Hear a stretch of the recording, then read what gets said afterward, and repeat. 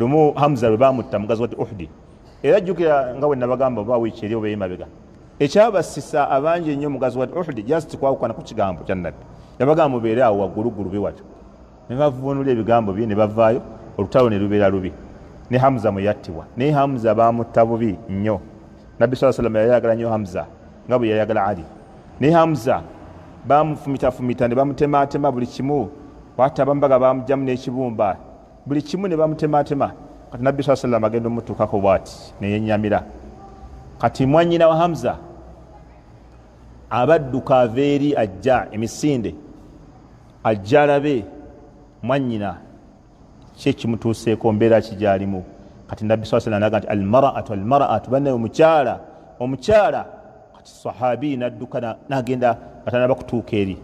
amuziize aleme kujja no kubanga Nabbi tayagala oli omukyala ajja atunule ku mwannyina embeera gyalimu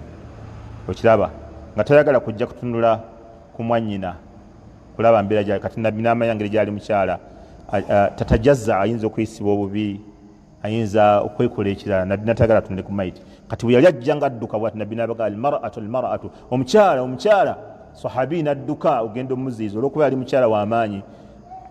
fajazaba omukyala n'amusindika bwati sahabi yali amuziiza n'avaayo bwati n'asigala ng'agenda katono gwe yasindika n'amugamba nti mubaka wa Allah yagambye n'amugamba Nabbi yagambye n'ayimirira teyasitula wadde ekigere n'amugamba mubaka wa Allah yakuganye we yali wennyini teyasitula wadde ekigere kukitwala mu maaso kasawulira ekigambo nti mubaka wa Allah yaganye n'ayimirira abo lwaki duniya tebangwire abo tebeetagatta owiri tebeetaga kukyusa ate Nabbi yali ategeeza kino ate Nabbi yali ategeeza kino ate aya yali etegeeza kino yakiri ebigambo bingi byaki just Nabbi yakuganye nastopinga tiyasitula wadde oluta wadde ekigero kukijjawo naye ng'emisinde gye yali atwala gyali miyitirivu kuba nti yatuuka okusindika ne sahabi n'amuviira mu kkubo tegeeza yali akozesa maanyi mangi atuuke awali mayiti naye bamugamba Nabbi yaganye n'agaana nakomaawo sahabi oli Nabbi sallallahu alayhi wa sallam gwe yalaba wa fi yadiha khatama min dhahabi ng'ayambadde empeta ku mukono gwe eya dhaabu ng'agitadde ku lugalo Nabbi sallallahu alayhi wa sallama yagimuggyako bw'ati nazaaha sallallahu alayhi wa sallama wa tarahahu Nabbi yagimuggyako ku mukono bw'ati n'agikasukayo ng'alabi n'agamba yu'midu ahadukum ila jamratin min annaari fayadaaha fi yadihi Nabbi n'agamba omu ayinza ate okuddira eryanda ly'omuliro alyambale ku mukono gwe Nabbi n'agijjako n'agikasukayo eri sallallahu alayhi wa sallam bayitawo akabanga n'agenda kati basahaba ne bamugamba khudhu khatamaka